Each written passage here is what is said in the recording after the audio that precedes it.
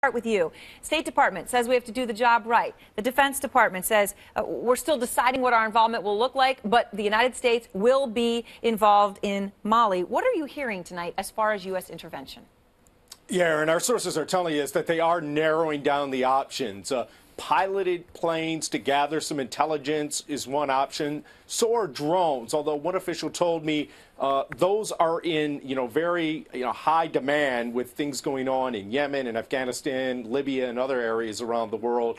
He said look for possibly some airlift capacity. In other words, big cargo planes that would allow the French to get more equipment and troops to where it's needed in Mali, and refueling capability. In other words, the French jets that are doing some of the bombing, these American refueling tankers could pull up alongside them, and the French jets could refuel in air so that they could go longer and further without having to come back to a base. It's some interesting options, and of course they're still eager to try to say there won't be, mass combat troops on the ground, but that is not on the table at all. Rudy, the leader of the Islamist group, Ansar Din, one of the commanders we spoke to, was certainly full of bravado, and I want to make sure I'm using the word we because he won't speak directly to a woman.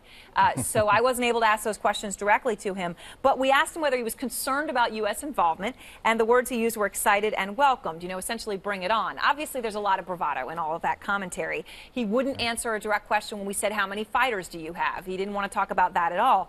The question is, how much of this is bravado, or how big of a threat are these rebels?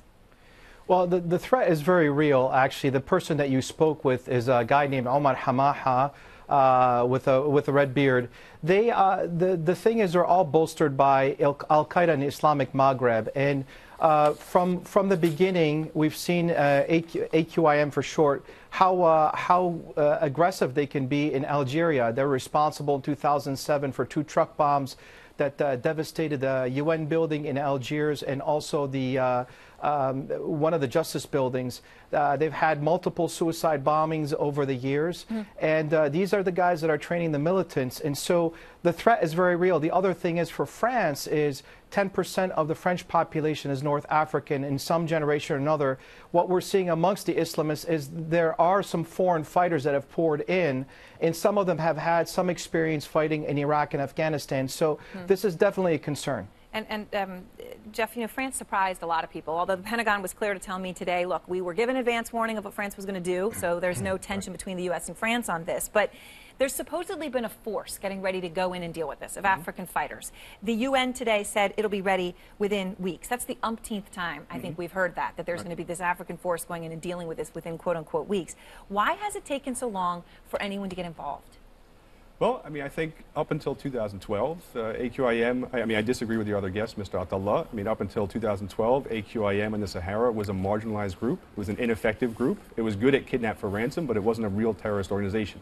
The delta that changed all that changed AQIM's vector, was the inflow of fighters from Libya and weapons from Libya.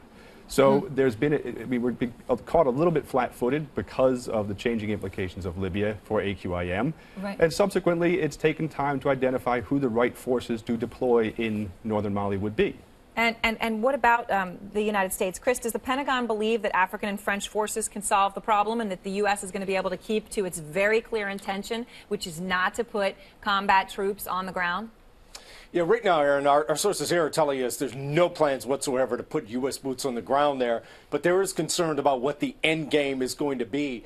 They believe that some sort of deployment among the French and the African Union, when it gets going, could probably dislodge the militants and push them back from the territory they gained. But military sources I've talked to have also wondered, what then? They know that the African Union can't stay in these towns forever, and they say that Mali's army has already proven that it can't fight these terrorists effectively. And obviously